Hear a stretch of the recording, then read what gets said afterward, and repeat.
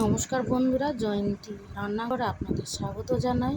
আজকে আমি একটা নতুন রেসিপি নিয়ে চলে এসেছি, দেখতে থাকুন। এখানে আমি কিছুটা চিকেন নিয়েছি, লেবুর রস, নুন, হলুদ, কেটে রাখা আদা, রসুন, পেঁয়াজ, কাঁচা লঙ্কা রেখে সব একসঙ্গে মাখিয়ে রেখে দেবো আধা ঘন্টা। তারপরে কর্নফ্লাওয়ার দিয়ে ভালো করে মাখিয়ে রেখে দিয়ে তেলটা গরম করে নেব। এবার আমার তেলটা গরম হয়ে গেছে, এর মধ্যে একে একে করে পকোড়াগুলো ভেজে নেব লাল লাল করে। আমার পকোড়া ভাজা হয়ে গেলে এবার কিছুটা পেঁয়াজ, ক্যাপসিকাম, কুচনো রসুন কেটে নেব। এখানে আমার লাল লাল করে পকোড়া ভাজা হয়ে গেছে সব। খেতে কিন্তু দারুণ হয়েছে।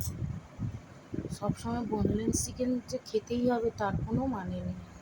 এখানে আমি পেঁয়াজ, ক্যাপসিকাম, রসুন কুচি কেটে নিয়েছিলাম, সেই তেলে রসুনটা ভেজে নিয়ে পেঁয়াজ ক্যাপসিকামটাও ভালো করে ভেজে নেব।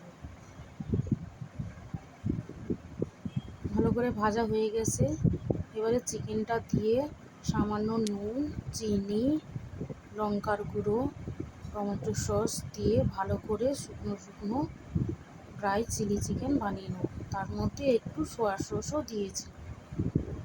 ভালো করে কষিয়ে নিয়ে রেডি আমার